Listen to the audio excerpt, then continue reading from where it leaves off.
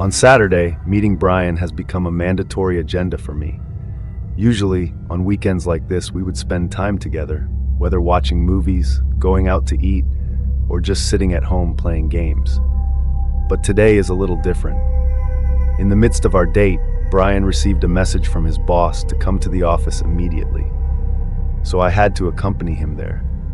Actually, I don't mind accompanying Brian to the office on a weekend like this, considering our busy schedules that limit our time together. However, many of Brian's colleagues have shared stories about encountering supernatural disturbances during overtime, which worries me a bit.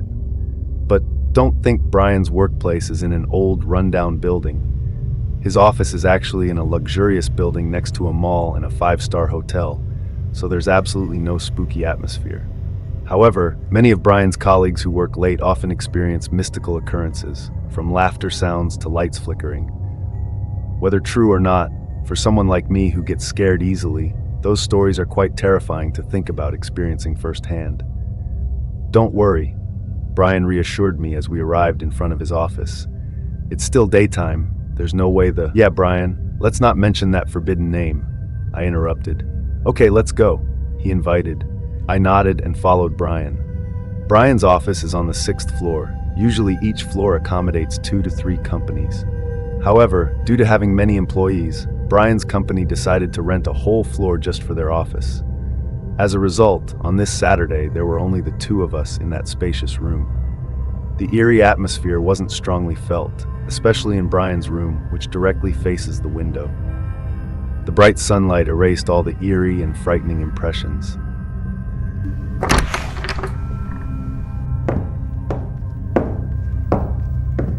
Brian and I both faced towards the door. Then we glanced at each other and resumed our respective activities. Actually, I wanted to immediately tell Brian that I heard the door open, followed by footsteps approaching here. But I was too afraid because they say they will know when discussed. I sighed inwardly. It's better for me to stay silent and pretend not to know. Bored of playing on my phone, I observed my surroundings. Right across from this office building is the parking lot. Since earlier, there has been constant traffic of cars, indicating many visitors to the mall on weekends.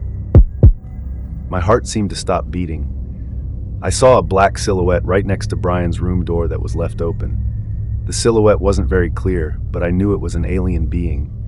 I lowered my head slowly, trying not to appear too obvious about knowing his presence. I took a slow breath, trying to calm my still rapidly beating heart. Stella, what's wrong? Brian, I stuttered, unsure of what excuse to make. Just bored, I continued, laughing to cover up the nervousness in my heart that I could still feel. Just be patient, we just need to wait for the email confirmation. Once it's okay, we can go right away. I nodded.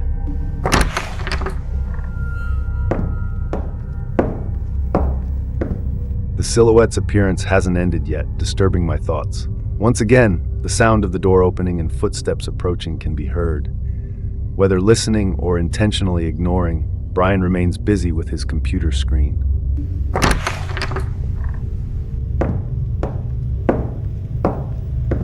I remained seated, unmoving even as I heard the sound repeatedly. I felt too afraid to confirm and get up from my chair. Brian, I called. Could you turn on the lights? It's dark. Brian looked at me puzzled. It was clear he was puzzled, considering it was only 3 in the afternoon and the sun was still shining brightly. But seeing my expression, Brian seemed to understand and chose to turn on the lights.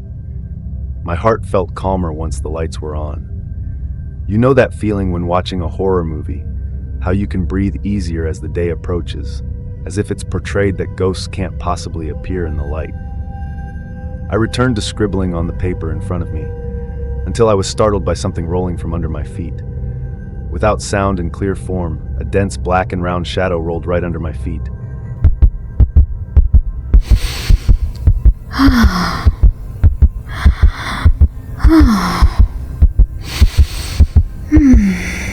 My heart beats faster than before. I take a breath, exhale, take a breath, exhale. Yet seemingly in vain, my heart still beats fast and the fear still envelops my heart. Stella, Brian calls, let's go down. Without hesitation, I grab my bag and quickly take Brian's hand as we walk out of the room. I breathed a sigh of relief upon arriving at the mall. I vividly remember the tense feeling that had been gripping me since earlier, even in the cold room where it was just the two of us. My sweat wouldn't stop flowing. "Oh, Brian, already replied to the email? Why did you suddenly ask me to come down?" I asked, realizing that Brian suddenly invited me downstairs. Not yet. "Why did you ask me to come down then?" I asked curiously, though I was actually quite happy because I could finally be in a crowd. He began, saw someone spying. "Where, Brian?" I said in surprise because Brian also experienced the same disturbance as me. "At the door. There was nothing apparently, just a black shadow. Oddly enough, it was oval-shaped, like a head peeking, but black." I was silent, shocked. What Brian saw was the same as something under my feet earlier. Maybe there's a ghost guarding Brian's office, because earlier I also saw it. "You saw it too?"